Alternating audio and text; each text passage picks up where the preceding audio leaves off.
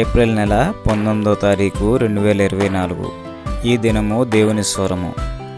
హగ్గయి గ్రంథం 2వ అధ్యాయం 5వ వచనం.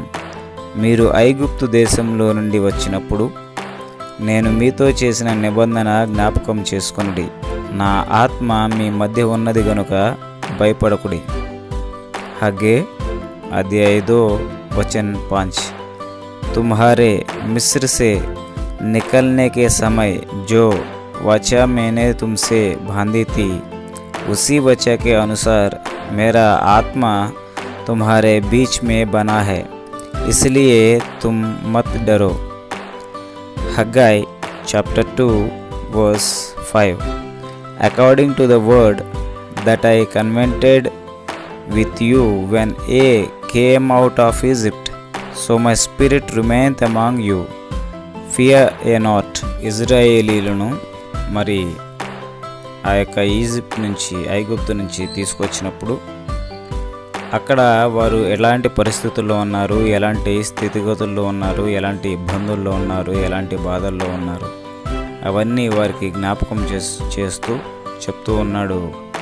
అలాంటి ప్రదేశం నుంచి మిమ్మల్ని క్షేమంగా సురక్షితంగా మరి వాగ్దాన భూమికి తీసుకొచ్చినటువంటి దేవుణ్ణి నేను మీ మధ్య ఉన్నాను, కాబట్టి మీరు భయపడకుడి అని వారికి మరి హగ్గయి గ్రంథంలో దేవుడు తెలియజేస్తున్నాడు. ప్రియులారా, దేవుడు మన తోడై ఉంటే ఐగుప్తులో ఇశ్రాయేలీలు ఉన్నటువంటి పరిస్థితులు మనం జ్ఞాపకం చేసుకుంటే ఆయన ఎలాగ వారిని రక్షించాడో మనం ఒకసారి జ్ఞాపకం చేసుకుంటే, వారు అక్కడ బానిసలుగా ఉన్నారు, భయంకరమైనటువంటి శ్రమను అనుభవిస్తూ ఉన్నారు, ఏసడింపుళ్ళు అసహ్యాన్ని వారి జీవితంలో అనుభవిస్తూ ఉన్నారు. అలాంటి స్థితుల నుంచి దేవుడు వారిని క్షేమంగా నమ్మకంగా నిబ్బరంగా తీసుకొని వచ్చాడు. మార్గ మధ్యంలో మంచి ఆహారాన్ని ఇచ్చి వారిని పోషించాడు, మంచి జలఓటలను వారికి అనుగ్రహించి వారిని పోషించాడు, వాగ్దాన భూమికి వాళ్ళని చేర్చాడు.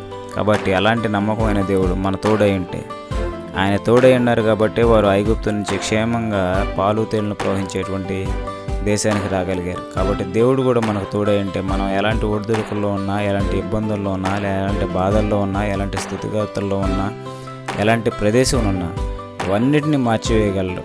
కాబట్టి ఆ నమ్మకమైనటువంటి దేవుడు మనకు తోడై ఉన్నాడని మన విశ్వాసంలో బలంగా ముందు కొనసాగుదాం. దేవుడి లేఖనం ద్వారా మనందరినీ దీవించి బలపరిచి ఆశీర్వదించును గాక. ఆమెన్. అందరికీ వందనాలు.